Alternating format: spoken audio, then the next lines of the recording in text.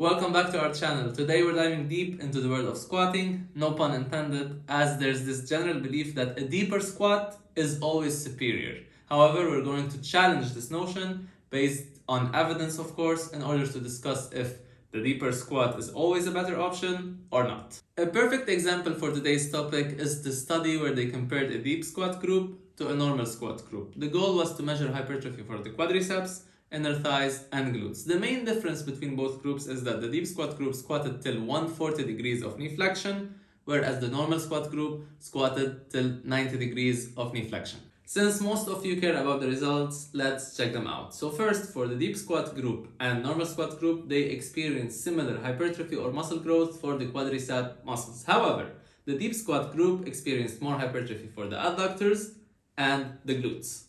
Based on the results of the study, you can conclude a few things. First, if your goal is to grow your inner thigh muscles as well as your glute muscles, you're better off squatting deep. However, if your only goal is quadricep development or quadricep growth, now the equation changes, meaning that since we experience similar hypertrophy between both conditions, but the condition that squatted less deep were able to focus more on their quads without mentioning that they grew more of the inner thighs and the glutes, that could offer a potential solution for people struggling to grow their quads. Now the next question is, how could we apply this in practice? Let's say you're squatting deep the whole time, you experience some hypertrophy for your quads, but you're feeling that the last few months your quads aren't really growing.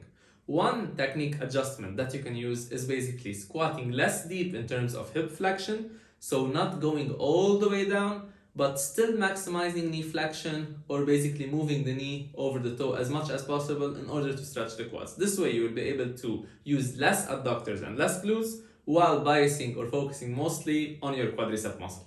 Now, one important concept to cover is that muscles do not work in isolation, meaning that when you're training your quads in a squat, you're also training your inner thighs and you're training your glutes. But by adjusting your technique, limiting depth or changing your body position, you will be able to bias a certain muscle over another muscle, or basically put most of the tension on one of the muscles instead of the others. One important thing to mention is that the concept that we're discussing is not only applicable for barbell squats, but also can be included in any hack squat variation, leg press, or even split squat variation. In addition to that, the concept of basically individualization holds merit, meaning that some people will be able to squat very deep and still focus on their quads as the primary muscle, while others might not. One final thing to mention is that you have a muscle called rectus femoris. It's a biarticular muscle, meaning that it connects to the hip and the knee, and it's not well trained with any squatting variation, meaning that it won't experience any significant growth after squatting. This is why exercises where you stabilize the hip and work the knee